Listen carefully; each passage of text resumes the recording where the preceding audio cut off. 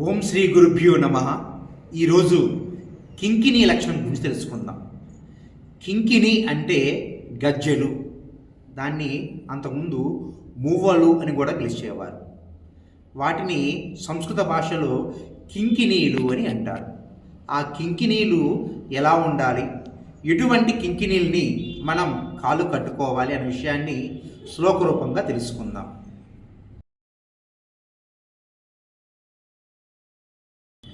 కింకిణ్యః కాంస్య విరచితాః ఏకైకాంగులికాంతరం సుస్వరాశ్చ సురూపాశ్చ సూక్ష్మ నక్షత్రదేవతాః బంధియేన్నీలసూత్రేణ గ్రంథిభిచ్చ దృఢం పునః శతద్వయం శతం వాపి పాదయోః నాట్యకారిణి. అంటే గజ్జలు ఏ విధంగా ఉండాలో నందికేశ్వరుడు అభినయ దర్పణ చెప్తున్నాడు. కింకిణ్యః అంటే గజ్జలు, కాంస్య విరచితాః కాంస్యము అంటే ఇత్తడి కానీ రాగిదే కానీ కంచుతో కానీ చేసినవై ఉండాలి. ఏకైకాంగులికాంతరం అంటే ఒకే వరుసలో చక్కగా అందంగా కట్టి ఉండాలి.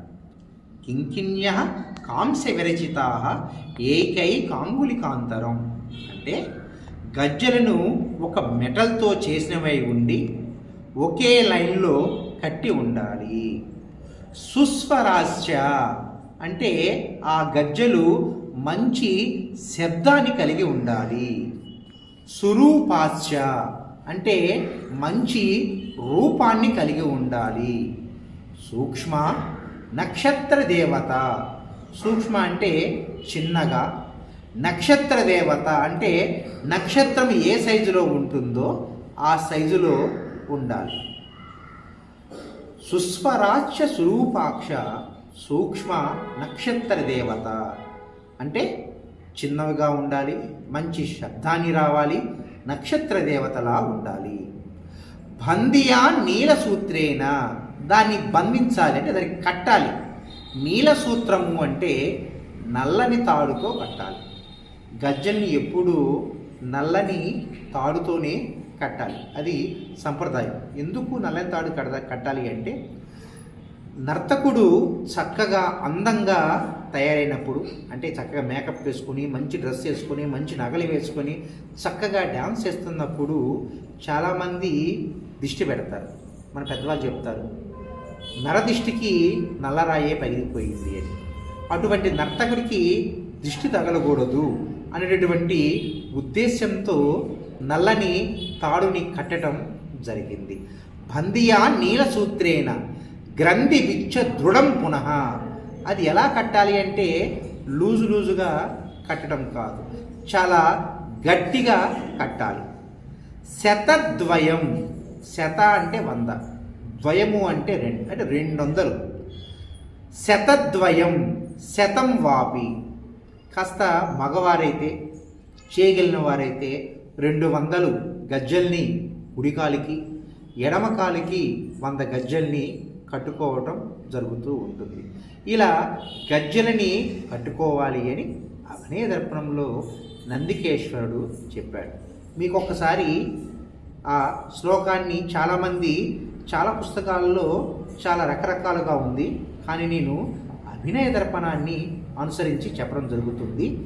కింకిణ్యః కాంస్య విరచితాః ఏకైకాంగులికాంతరం సుస్వరాశ్చ సురూపాశ్చ సూక్ష్మ నక్షత్ర దేవతాః బంధియా నీలసూత్రేణ గ్రంథిభిచ్చ దృఢం పునః శతద్వయం శతం వాపి పాదయోః నాట్యకారిణి. ఈ శ్లోకాన్ని చిన్నారులందరూ చక్కగా నేర్చుకొని పరీక్షల్లో చక్కగా రాస్తారు అని అనుకుంటున్నాను. మరొక విషయం ఏంటి అంటే గజ్జలని చాలామంది అదొక అలంకరణ వస్తువుగా చూస్తున్నారు. అలా చూడమాకండి. ఎందుకు అంటే ఆడవాళ్ళకి తాళి అనేది ఎంత పవిత్రమైనటువంటి భావన, ఒక నర్తకీమణికి ఒక నర్తకుడికి గజ్జలు అంత పవిత్రమైనవిగా భావిస్తూ ఉంటాం. ఈ మధ్య చాలామంది చూస్తూ ఉన్నాం, గజ్జలు కట్టుకొని చెప్పులు వేసుకొని తిరుగుతూ ఉంటారు. చాలా బాధ వేస్తూ చాలామంది పిల్లలు చెప్తూ ఉంటాం, నాన్న గజ్జెలు ఉన్నప్పుడు చెప్పులు వేసుకోకూడదు అని. కానీ కొంతమంది పిల్లలకి అది చెప్పినా అది అర్థం కావట్లేదు.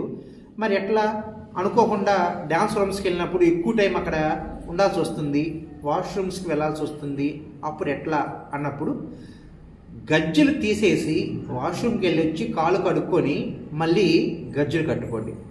గజ్జెలు ఉంటే చెప్పులు ఉండకూడదు, చెప్పులు ఉంటే గజ్జెలు ఉండకూడదు. మరీ మరి చెప్తున్నాను, గజ్జెలు అనేవి అలంకరణ వస్తువు కాదు. ఒక నర్తకుడికి పవిత్రమైనటువంటి ఒక ఆభరణం అది. దానిని గురువుగారికి ఇచ్చి వారి కాళ్ళకి నమస్కారం పెట్టి మాత్రమే నాట్య ప్రదర్శన ప్రారంభించాలి.